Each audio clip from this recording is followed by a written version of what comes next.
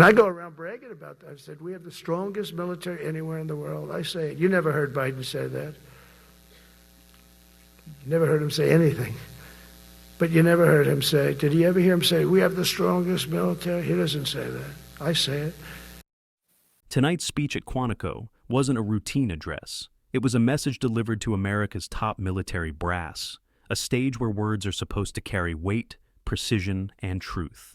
Instead, what unfolded was a cascade of claims, some reckless, others outright false, presented in front of the very commanders sworn to defend this nation.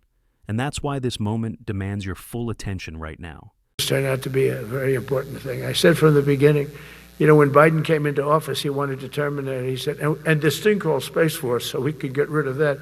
And he got hammered by the people in this room for even suggesting it, because it's very important. This isn't about politics. It's about credibility at the highest levels of power. When the commander-in-chief speaks before military leaders, every word resonates globally. Allies measure America's resolve by these statements.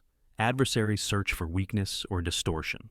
Falsehoods about Biden, the military, or foreign nations don't just mislead citizens. They risk eroding the trust between government and those who serve.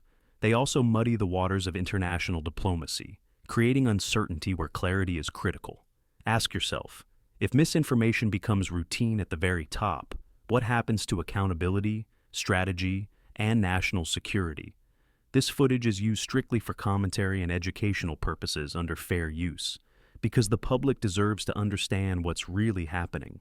President Trump again said that President Biden provided $350 billion worth of aid to Ukraine. That's also not even close, even generously by independent expert estimates. The actual number is about half that. And we also heard President Trump repeat this claim he made at the United Nations the other day, that he has settled 7 wars. But even the examples that President Trump cited himself show that that claim is not true. For example, he mentioned the Democratic Republic of Congo and Rwanda. Well, the war involving those two countries has not actually been settled. Despite a peace agreement signed under President Trump, hostilities continue. We have good reporting from the ground. CNN was there last week showing that the fighting continues. And the peace agreement that was signed under Trump did not involve the rebel coalition allegedly backed by Rwanda that's doing much of the fighting. He also mentioned Kosovo and Serbia as a supposed war he has ended. Well, they have not actually been at war under President Trump. He previously claimed that he prevented a new war from erupting. There's thin evidence even for that, but the claim that he ended an actual war